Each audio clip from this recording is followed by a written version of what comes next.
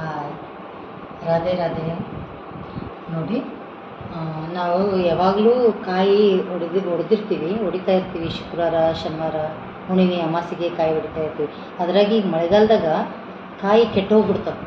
ಈಗ ನೋಡಿ, ಇದು ನೈಟ್ ಹೊಡೆದಿರೋದು, ಸಾಯಂಕಾಲ ನೋಡ್ರಿ ಹೆಂಗೆ ಬುಳಿಸ್ ಬಂದಿದೆ. ಇವತ್ತೊಂದು ದಿವಸ ಇಟ್ಟರೆ ನಾಳೆಗೆ ಯೂಸ್ ಮಾಡೋಕ್ಕೆ ಬರಲ್ಲ ಇದು.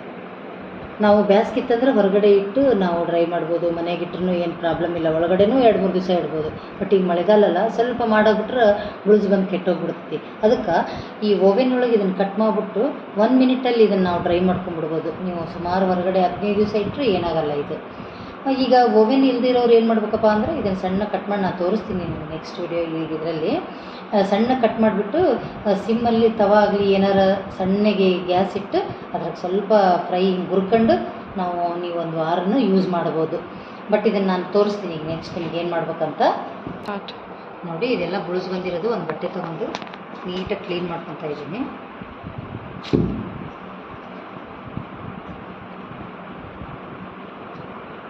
ನೀಟಾಗಿ ಹಿಂಗೆ ಸ್ವಲ್ಪ ಒರೆಸ್ಕೊಂಬಿಟ್ಟು, ಇಲ್ಲಾಂದ್ರೆ ಸ್ಮೆಲ್ ಆಗಿಬಿಡ್ತೈತೆ, ಅಡುಗೆಗೂ ಹಾಕೋಕ್ಕಾಗಲ್ಲ.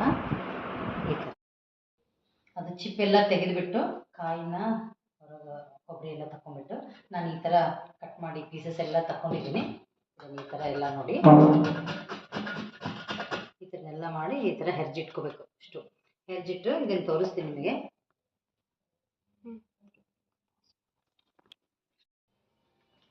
ಇವಾಗ ಇದನ್ನು ಮೈಕ್ರೋ ಓವೆನ್ನಲ್ಲಿ ಡಿಯೋಡ್ರೈಸ್ ಅಂತ ಆಪ್ಷನ್ ಬರುತ್ತೆ, ಅದನ್ನು 5 ಮಿನಿಟ್ಸಿಂದ ಇಟ್ಟು ಸ್ಟಾರ್ಟ್ ಮಾಡೋಣ.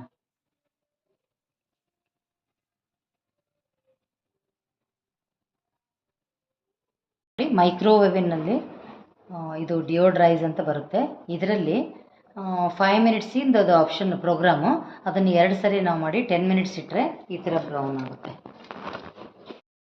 ಇದು ಜಾಸ್ತಿ ಸ್ವಲ್ಪ ಹುರಿದಿರೋದು. ಇದು 2 ಸಾರಿ ಡಿಯೋಡ್ರೈಸ್ ಅಂದರೆ ಇದು 10 ನಿಮಿಷ ಹುರಿದಿರೋದು. ಇದನ್ನು ನೀವು 15 ಡೇಸ್ ಎಲ್ಲ 1 ಮಂತ್ವರೆಗೂ ನೀವು ಇದನ್ನು ಸ್ಟೋರ್ ಮಾಡಿಡ್ಬೋದು. ಇದನ್ನು ನೋಡಿ ಒಂದೇ ಸಲ 5 ಮಿನಿಟ್ಸಲ್ಲಿ ಮಾಡಿರೋದು ಇದು ಡಿಯೋಡ್ರೈಸ್.